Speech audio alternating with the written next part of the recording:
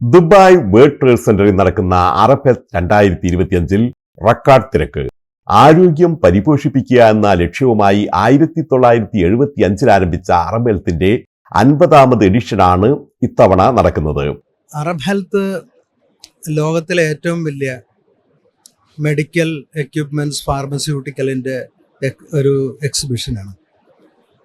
ലോകത്തിലുള്ള മിക്ക രാജ്യങ്ങളിൽ 180ഓളം രാജ്യങ്ങളിൽ നിന്നുള്ള കമ്പനിക്കാരും പ്രതിനിധികളും ഇതിൽ പങ്കെടുക്കുന്നുവെന്ന് മാത്രമല്ല, ഇവിടെ പുതിയ പുതിയ ഇന്നോവേഷൻസും കാര്യങ്ങളും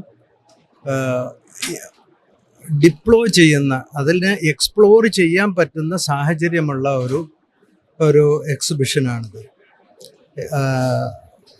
നേരത്തെ ജർമ്മനിയിലായിരുന്നു മെഡിക്ക എന്ന് പറഞ്ഞ ഒരു എക്സിബിഷനായിരുന്നു ലോകത്തിലുണ്ടായിരുന്ന ഈ ഒരു ഇതിൽ ഏറ്റവും വലിയ എക്സിബിഷൻ.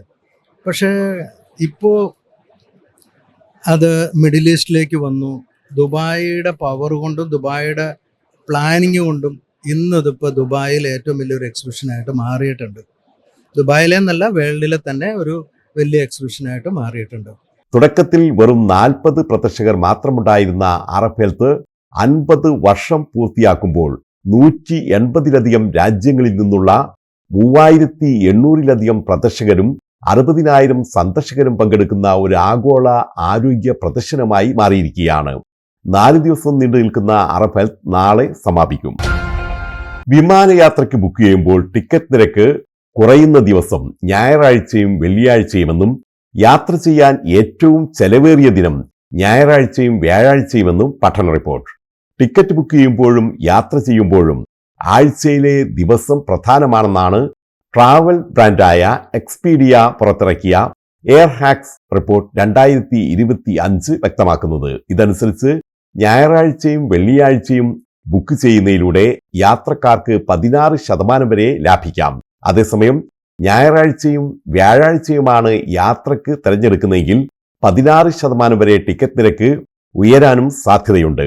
യാത്ര ചെയ്യുന്നതിന് 6 മുതൽ 12 ദിവസം മുമ്പ് ബുക്ക് ചെയ്യുന്നതാണ് 3-4 മാസങ്ങൾക്ക് മുമ്പ് ടിക്കറ്റ് ബുക്ക് ചെയ്യുന്നതിനേക്കാൾ അന്താരാഷ്ട്ര വിമാന നിരക്ക് കുറയാൻ സാധ്യതയെന്നും പഠനം കണ്ടെത്തിയിട്ടുണ്ട്. നേരത്തെ ബുക്ക് ചെയ്യുന്നവർക്ക് ടിക്കറ്റ് നിരക്ക് 21% വരെ കൂടാൻ സാധ്യതയുണ്ടെന്നാണ് കണ്ടെത്തൽ. ബുർജ് ഖലീഫയെ പുറകിലാക്കി ജിദ്ദ ടവർ നിർമ്മാണം 2030 മുമ്പ് പൂർത്തിയാകും.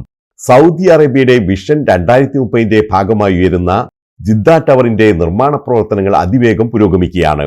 ദുബൈയിലെ ബുർജ് ഖലീഫയുടെ ഉയരം 828 മീറ്ററാണ്. എന്നാൽ 252 നിലകളുള്ള Jeddah economic company tower 1001 metre ഉയരത്തിലാണ് പണി പൂർത്തിയാക്കുന്നത്. പണി പൂർത്തിയാകുന്നതോടെ ലോകത്തിലെ ഏറ്റവും ഉയരമുള്ള കെട്ടിടമായിരിക്കും ജിദ്ദ ടവർ. കുവൈത്തിൽ തൊഴിലാളികളുടെ പാർപ്പിടം സംബന്ധിച്ച പുതിയ നിയമം നടപ്പിലായി. ഇതനുസരിച്ച് ഇനി മുതൽ ഒരു മുറിയിൽ 4-ൽ അധികം പേരെ താമസിപ്പിക്കുന്നത് നിയമവിരുദ്ധമായിരിക്കും.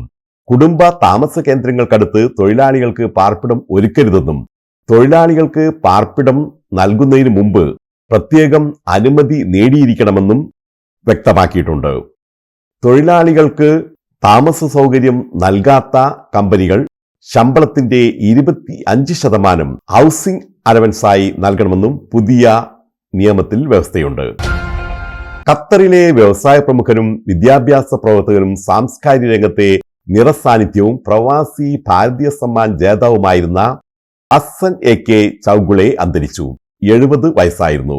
ഖത്തറിലെ DPS സ്കൂൾ സ്ഥാപക പ്രസിഡന്റായിരുന്നു. മഹാരാഷ്ട്രയിലെ രത്നഗിരി സ്വദേശിയായ ഹസൻ ചൗഗുളെ നാട്ടിൽ വെച്ച് ഇന്ന് പുലർച്ചെയാണ് അന്തരിച്ചത്. ഹൃദയാഘാതം.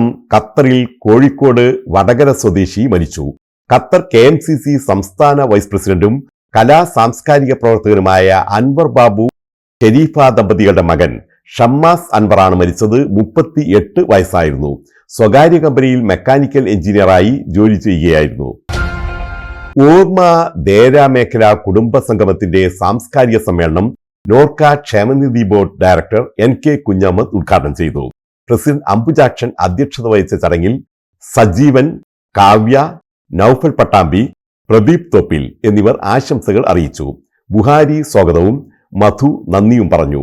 കുടുംബാംഗങ്ങളുടെ വിവിധ കലാകായിക പരിപാടികളും ഷിയ പാലപ്പെട്ടിയുടെ സംഗീത സന്ധ്യയും അരങ്ങേറി.